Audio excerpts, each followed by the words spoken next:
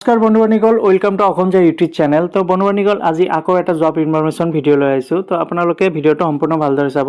তো আজিৰ ভিডিঅ'টো হৈছে যে এগ্ৰিকালচাৰ ডেভেলপমেণ্ট অফিচাৰ অৰ্থাৎ ADO ফালৰ পৰা পোষ্ট মুকলি হৈছে। ইয়াতে টোটাল 195টা মান পোষ্ট দিয়া আছে আৰু ইয়াতে আপোনালোকৰ কেটেগৰী ৱাইজ হিচাপে ভেকেঞ্চি ভাগ কৰি দিয়া আছে। ইউআৰ কেণ্ডিডেটৰ বাবে 112টা, OBC MOBCৰ বাবে 37, SCৰ বাবে 14টা, STPৰ বাবে 23 আৰু ST হিলছৰ বাবে 9টা ইয়াতে কেটেগৰী ৱাইজ হিচাপে ভেকেঞ্চিটো ভাগ কৰি দিছে। এইটো পোষ্ট নেম হৈছে এগ্ৰিকালচাৰ ডেভেলপমেণ্ট অফিচাৰ অৰ্থাৎ ADO আৰু এইটো এপ্লাই অনলাইনৰ জৰিয়তে কৰিব পাৰিব। আৰু ফ্ৰেণ্ডছসকল, এইটো লাষ্ট ডেট হৈছে এপ্ৰিলৰ 17 তাৰিখলৈকে আছে। তো 17 তাৰিখ আগতে আপোনালোকে এপ্লাই কৰিব পাৰিব। ইয়াতে টোটাল 195টা মান পোষ্ট দিয়া আছে। ইয়াতে দৰমহা দিছে যে 30,000 টকাৰ পৰা 1,10,000লৈকে আৰু ইয়াতে GP উল্লেখ কৰিছে 12,700 টকা। GP বুলি কৰে গ্ৰেড পে আছে ইয়াতে 12,700 আৰু দৰমহা আছে 30,000 পৰা 1,10,000লৈকে। আৰু এইটো ডিপাৰ্টমেণ্ট হৈছে agriculture development government of Assam অৰ্থাৎ APSC অসম পাব্লিক ছাৰ্ভিচ কমিশ্যনৰ ফালৰ পৰা এই পোষ্টটো মুকলি কৰি দিছে।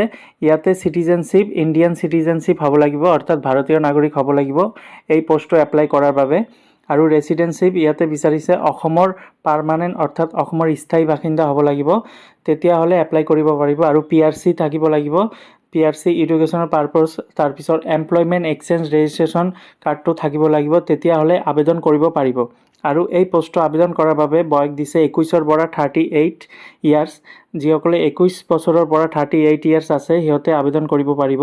আৰু এজ ৰিলেক্সন পাব।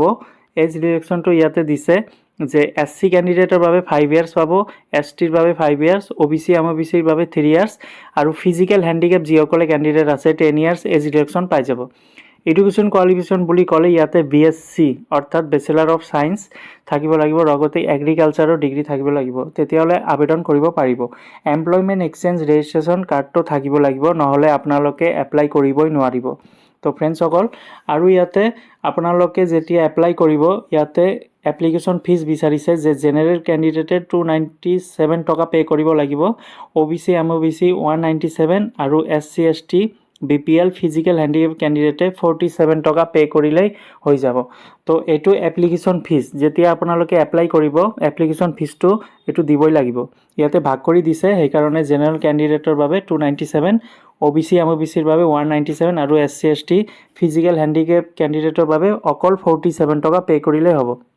তো ফ্ৰেণ্ডছসকল, এইটো হৈছে অসম লোক সেৱা আয়োগ অৰ্থাৎ অসম পাব্লিক ছাৰ্ভিচ কমিশ্যনৰ ফালৰ পৰা যিটো ADO পোষ্ট, যিটো অলপ আগতে ক'লোঁ এগ্ৰিকালচাৰ ডেভেলপমেণ্ট অফিচাৰৰ পোষ্ট হয়, এইটো এডভাৰ্টাইজমেণ্ট। তো আপোনালোকে এই এডভাৰ্টাইজমেণ্টটো APSC ৱেবছাইটত গৈও ডাউনলোড কৰিব পাৰিব আৰু এপ্লাই কৰিব পাৰিব। ইয়াতে চাওক, ইয়াতে ওপৰত লিখা আছে, মই জুম কৰি দেখাই দিছোঁ, এপ্লাই অনলাইন।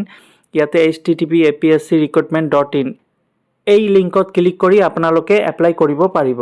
ইয়াতে এডভাৰ্টাইজমেণ্টত লিখা আছে নেম অফ ছাৰ্ভিচ পোষ্ট, তাৰপিছত কেটেগৰী আছে ভাগ কৰি দিছে OBC MOBC SC ST, তাৰপিছত ST হিলছ, তাৰপিছত ইয়াতে টোটাল দিছে কিমানটা আনৰিজাৰ্ভ, কিমানটা কাষ্ট অনুযায়ী কিমানটা পোষ্ট ভাগ কৰি দিছে, গোটেইখিনি ইয়াতে লিখা আছে, আপোনালোকে চাই ল'ব। আৰু ইয়াতে দৰমহা আছে যিটো অলপ আগতে কৈছোঁ 30,000 পৰা 1,10,000 আৰু গ্ৰেড পে 12,700 টকা। তো এইটো হৈছে এডভাৰ্টাইজমেণ্ট। ইয়াতে লিখা আছে চাওক হাউ টু এপ্লাই।